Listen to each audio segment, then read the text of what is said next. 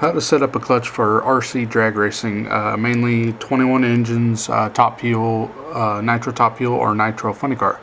I get asked to do this a lot at national events and whatnot, and don't mind doing it.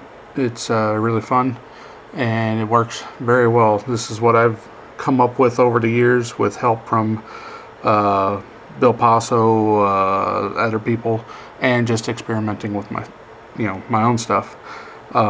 This is what I've found works the best for me and for everybody else I set it up for. Stock weight flyweights, just regular, no holes drilled. Black shoe if you can get them. If not, the gray shoe works well. This is a 4-pin Mugen Syntax style clutch. Gold spring. I use the gold spring. Aluminum clutch bell, and aluminum backing, aluminum spring holder, cup if you will. Super lightweight flywheel. Look at that baby. Oh yeah, you wish you had one. Anyways, so here we go. Really simple. Get your flyweights, shove them in as usual.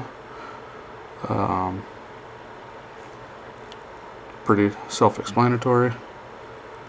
It's the easy part. Put your shoe on and or your disc, your spring. Now here, get that straight.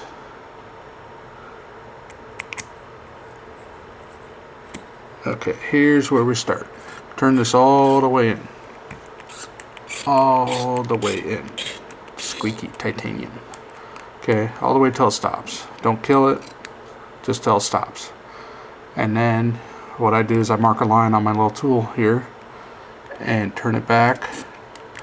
For top fuel, one turn, maybe, let's go almost 3/4 of a turn back, just over 3/4 of a turn. For funny car, I go a turn because it'd be pretty aggressive. So there you go, that's set up. Now, I already have it planned out here, but shims. You want to start by putting enough shims in to make the clutch bell spin freely without touching the shoe. See if I take a shim out here. Oh, there's one on there. Take one out. It's being difficult. Take one out, and it touches the shoe. So you want to get it to where it doesn't touch the shoe, just off of the shoe. Doesn't matter how many shims it takes, doesn't matter how thick they are, as long as it stops touching the shoe. Then, with those still on there, get out of there. There we go. Measure out 20 thou, around 20 thou. You can go 19, you can go 20, up to 22. This is 21 thousandths worth of shim. Put it on top of that, and actually I'm going to put these underneath that big one. These are all the shims I have left. Okay, now your clutch bell gap is set. You're done. Nice, spins nice and freely. You see a nice gap there, not huge. Then you put your bearing stopper on the other side. Now I use the thrust bearing itself. A lot of people, in fact, I don't think anybody else runs it because you have to modify the inside of your coupler in order for it to fit. And like I said, I've already done this 100,000 times, so I already have the shims set up just enough to where, get on there. I put it on here, spin the do-wally on. Yes, I said do-wally. Tighten it up. Ooh, it's a little tight. Okay, I'm going to take one shim out. you want it to spin freely, but try not have any in play. Sometimes it's not possible.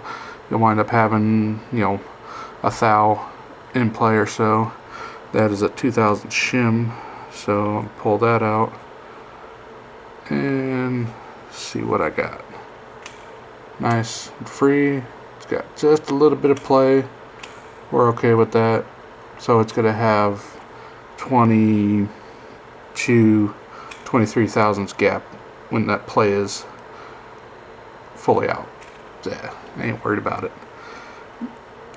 Now I had to make this custom little shim also to move it out so the bearing, thrust bearing, does not touch the coupler. So, and voila, clutch is done. That's how easy it is. It's super easy.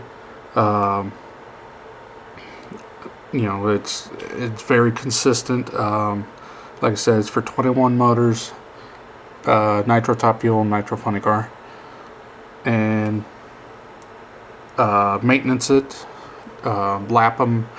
You know, around every 5 to 10 runs probably be good. I know a lot of people don't. People run a whole race on it. I tend to do that as well, but at say national events, I'll pull it out after about 5 runs or so. I'll pull it out, redo everything. The more you lap it, the more you're gonna have to adjust the shims, and that's it. Done. Easy as pie. All right, laters.